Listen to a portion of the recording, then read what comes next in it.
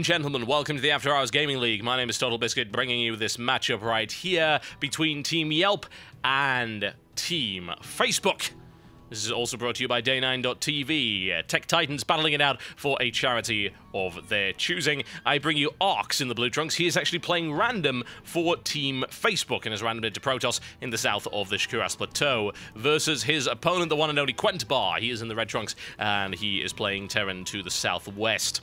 Currently, Facebook is up 2-1 in this best of 5 series, looking to take their first win, and that would not be good for Yelp at all, who have already lost 2 games as well, so these guys kind of sitting at the bottom right now. If Arx is able to take it for Facebook, that will push them up, I believe, to number 4, depending on the other results, so we'll see how that turns out for them. A random player. It's a gutsy choice. Random players tend to be crazy. Absolutely, totally crazy. I can't think of any other reasonable reason.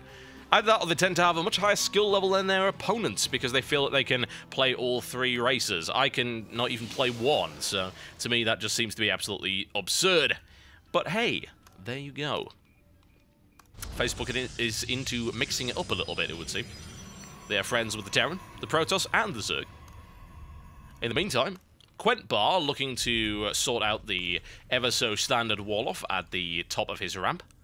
Shkuras Plateau, always good for quick expands because of the nature of this ramp right here. Very, very easy to defend. It would not surprise me at all to see Quentbar try something like that. Now, I have to wonder, however, if Arx is going to go for any kind of aggressive approach with maybe a 4-gate. You'll often find that random players will stick to simpler, more tried-and-true strategies simply because they're not as practiced with that particular race. So a 4-gate is certainly a possibility. Arx currently not mining at all from this particular gas. I have to wonder if that is deliberate or not. He could certainly go straight to the cybernetic score if he likes right now. He has the money for it. Which you'll find out one way or the other. He is scouting, having a look around and seeing where he can see. He doesn't find his opponent. I believe on this version of the map, they can't actually spawn cross-position like that, so never mind. Now finally deciding he wants to mine some gas. He didn't really need any. He can go for an initial zealot if he wants, but it's not going to help him deny the scout right here from Quentbar, who should be able to get the information that he desires. No wall-off of any description and no stalker on the field because he didn't have the gas to produce it. He certainly can now if he likes, but it won't be out because that cybernetic score is not done yet. Second simulator on the way. Second barracks coming up right here for Quentbar as well. It looks like he's going to take himself a free probe, if he positions that correctly. No, he's just going to let the probe leave, and hey, why not? No, actually, the probe is having some kind of stroke and is looking to run away. I'm not entirely certain what Quentbar was shooting at right there, I have to say. That was a little curious. In the meantime, however, he's just going to, well, leave that probe there, I guess. It's just sitting there. Hey, why not? Quentbar getting some excellent information from Arx base right here, and there's nothing to really stop him. The probe is still alive, really not sure how that is. Don't know why Quentbar's not gunning it down with great vengeance and furious anger. Also only mining a single SCV's worth of gas. I have to wonder if that's deliberate. I'm very much thinking not. Especially since he's now building a tech lab and he's suddenly going to realize that he can't build anything with it unless he's going to go for some kind of 1 SCV in-gas marauder marine push with no stim. It's questionable, I have to say. In the meantime, Arx now sitting on 3 gateways. He can do all sorts of things right here. 3 gas, so looking to transition, I would imagine, into a Twilight Council, or into a robotics, or of course into a Stargate.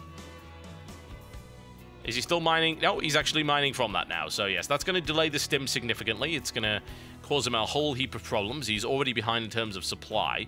So this is the kind of situation that Arx could take advantage of. Here comes the Twilight Council. We could be seeing Dark Templar. We could be seeing Blink Stalker. We could, of course, be seeing Charging Zealots. All of these are possibilities. In the meantime, Quentbar looking for proxy pylons. Always a good idea. Proxy pylons are sneaky, horrible little things. We wouldn't want those there at all. Absolutely not. Stim has now finally started for Quentbar. A little late, needless to say. And sitting on 2 barracks as opposed to 3 and a lot of money. Not entirely certain what he plans on doing with this cash. It doesn't accrue interest as much as you might wish otherwise. Now finally going to expansion. Will we see a double expansion from Quentbar? He certainly has the cash for it, and he can't spend his money fast enough, which is a fairly common problem for a 1-base Terran with only 2 barracks. Could be a bit unpleasant. Another barracks coming down right there. That's a good idea. Perhaps dumping down a few more might be wise. However, Arx is now at his supply cap until he builds some more pylons, which are coming. And he's currently sitting on 42 to 31. Army supply count is in favor of Quentbar. However, the economic superiority is by no means in favor of Quentbar. Arx sitting on 32 probes to 19 SCVs right here. That is unpleasant. Quentbar has enough for what he's doing right now, certainly. He doesn't need to build anymore, but since he is looking to expand, it would be wise to get some more SCVs on the field so he can transfer down there. In the meantime, Arx looking for a Blinkstalker attack. Now, he doesn't have any way of getting any visibility up here, so blinking up there could be a little difficult without some kind of hallucination play or anything like that. But still, he's got a lot of mobility and a lot of firepower at his disposal, so that's really nice for him. Finally puts down his expansion right here, and he's natural. And he's not worried right now. He's just absolutely 110% chill, and I can hardly blame him. Supply blocked once again. He can deal with that fairly rapidly. However, another gateway being added on. Could always see some 6 gateway Blinkstalker pressure. Nothing wrong with that. Quentbar might want to do something with his orbital command right here. And have a look at the APM meters, I think. It's something ridiculous like that. Yes, Quentbar currently sitting on 30 APM. I have a feeling that Arx is the slightly higher level player, admittedly not by a huge amount. Some of these matches are a little lopsided, I have to say.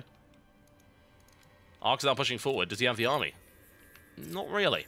Even with Blinkstalker, it depends on what his micromanagement is. I mean, if he can micro this really well, especially considering he's going against an opponent that does not have concussive shell, he can do some fairly serious damage right here.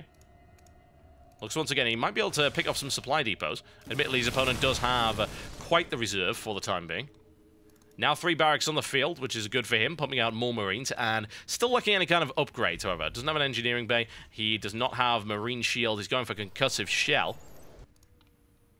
No real aggression as of yet.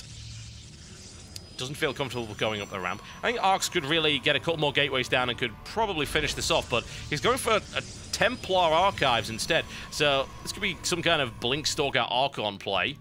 Could, of course, just be simply using High Templar. Admittedly, it's a fairly long route to what, as far as I would consider to be a pretty short destination. I mean, right now, Quentbar really isn't doing so well on the economic side of things. He's being outplayed in that regard. 44 probes to 28. Now finally transferring his command center down at the bottom.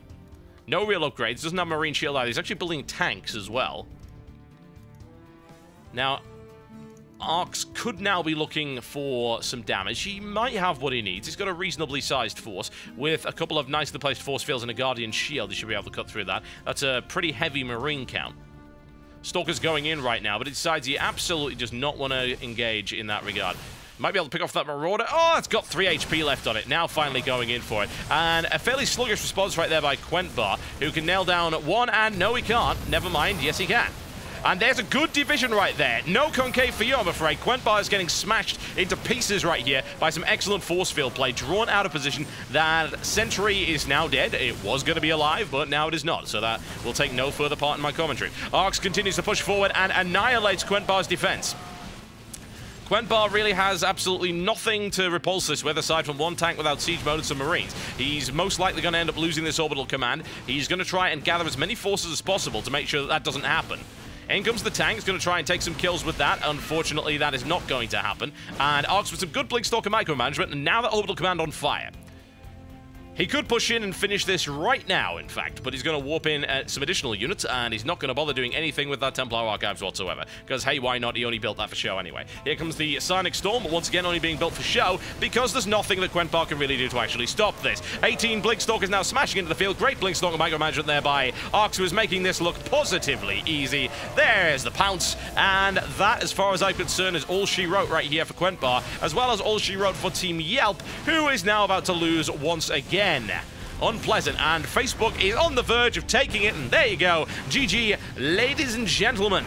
Oh, a bit of BM right there from Arx. He acknowledges it was a game, but it may not have actually been good. There you go, folks. Facebook takes it, and that is their first win in their cap. Yes, indeed. The feathers are there, and they're very happy with it. Unfortunately, Yelp losing yet another game, proving perhaps that their team is not quite big enough to take on the Titans. Is that the case? We shall find out in future episodes of the After Hours Gaming League. Go check out afterhoursgaming.tv. Thanks to our contestants today and the charities they are supporting. Go over there and find out more information about what's going on, as well as to watch future videos and casts by Day9, Husky, and DJ Wheat. I'll see you next time.